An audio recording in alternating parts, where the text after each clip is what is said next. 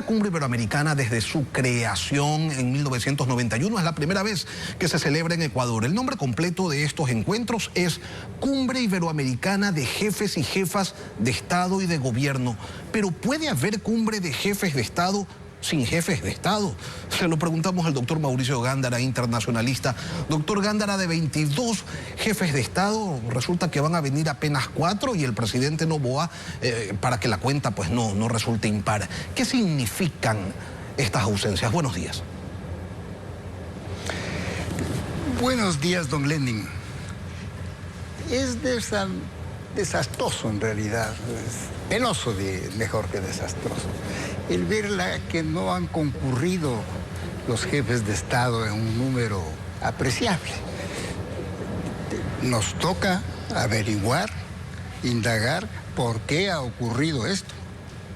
Si hay una frialdad, una falta de actividad de Cancillería, o es una reacción sumada a la anterior, puede ser, o hay una reacción contra la política exterior del Ecuador, a la situación que estamos viviendo, que es muy grave, aunque la tomemos deportivamente, al parecer, desde las ministras que han estado a cargo de esto, al tratar de, en semejante oportunidad, de descalificar a la vicepresidenta y nombrar otra persona como provisional o cosa por el estilo. También influye lo que ya fue condenado por toda la OEA en la invasión a la Embajada de México, con policía, con fuerza. Todos esos factores hay que analizarlos para no repetirlos. Y en este momento para tratar de encontrar alguna solución. Porque yo he visto en los canales internacionales que están en expectativa de lo que ocurre en el Ecuador, y la internacional y la nacional es, si aquí hay 2 vicepresidentes, pues no es cierto, entonces no pidan pues que vengan las personas a certificar, a estar presentes en un acto que es ya casi bufo. Doctor, quisiera ir analizando por partes distintos aspectos relacionados directa e indirectamente con la cumbre. Por ejemplo, el cambio de fecha y de sede.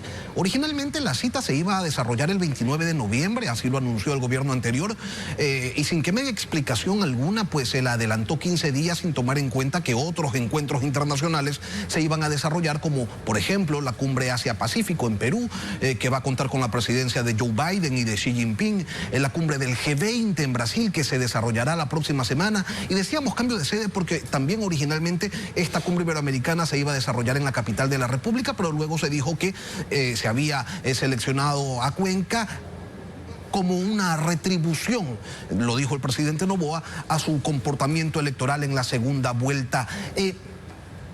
¿Cuál es el peso? ¿Tiene peso esto en la inasistencia de los jefes de Estado a esta cumbre o no? El cambio de fechas, el cambio de sedes, ¿esto al final de cuentas a la hora de tomar una decisión tiene un peso o no?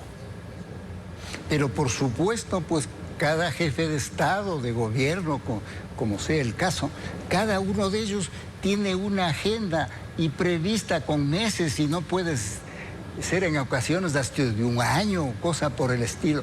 Así que un cambio como eso, claro que puede alterar, pero creo que las causas de fondo son otras, las que mencioné, que son... Y ya vamos a eso, doctor.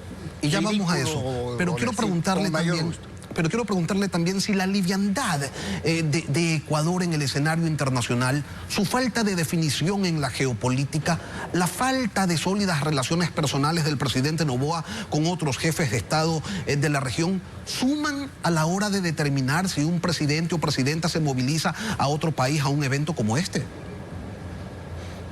Por supuesto, pues por supuesto, cada jefe de Estado tiene una mira y depende de su relación con ese jefe de Estado, con el local, con el anfitrión, lo que puede ocurrir allí, porque se compromete pues el jefe de Estado, que concurre, por ejemplo, a un sainete, pues, ¿no es cierto? Entonces quieren que haya algo muy formal y que ese mismo cambio de fechas pues ya implica que no hay una formalidad de vida, pues, ¿no es cierto? Cosas así.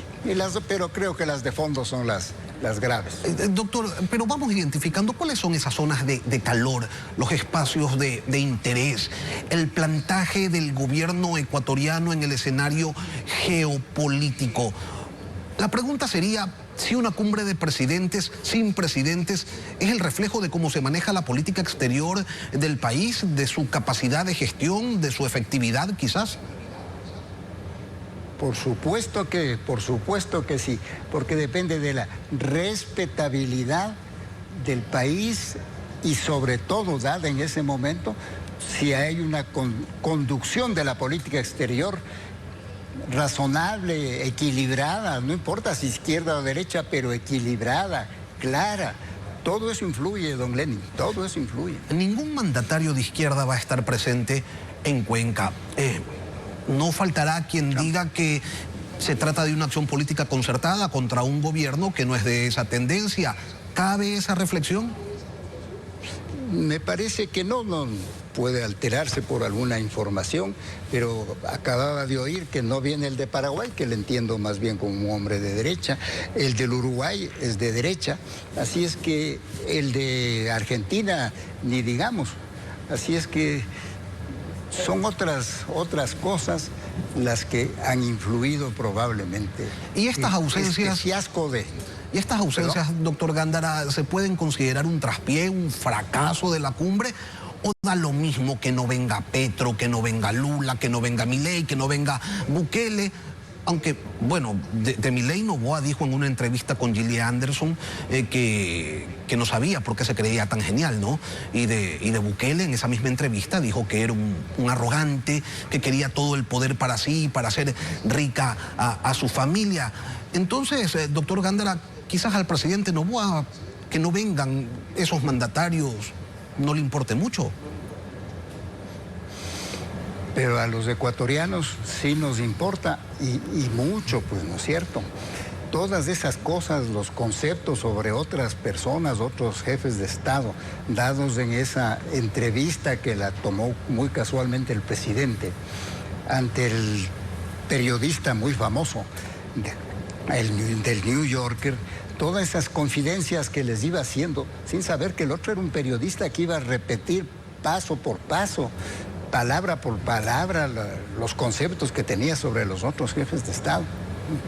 ¿Qué expectativas se puede tener de una cumbre con poquitos presidentes, pero bueno, con representantes de todos los países? ¿Le resta de alguna manera legitimidad a los pronunciamientos, a los documentos que se firmen al final? Porque, pues, doctor, resulta que la gran cumbre iberoamericana termina entrando toda en una mesa muy chica, ¿no? Apenas 4 jefes de Estado como para una mesita de 40 y el rey como juez.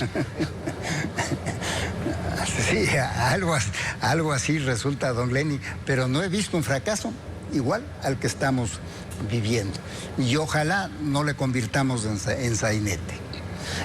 Y al final, doctor, ¿para qué sirven estas cumbres? Porque mucho se ha dicho en los últimos tiempos que de estos encuentros en firme no sale pues mayor cosa. Entonces, no sé qué tanto valor se le pueda dar o si se pueda efectivamente llamar fracaso a estas ausencias. Si las cumbres, hay quienes dicen que no sirven para nada.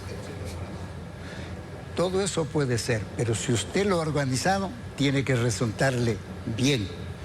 Ya lo dijo el presidente Piñera, me parece, de Chile alguna vez, que tenemos más reuniones internacionales que picos hay en la cordillera de los Andes, pues algo así expresó él.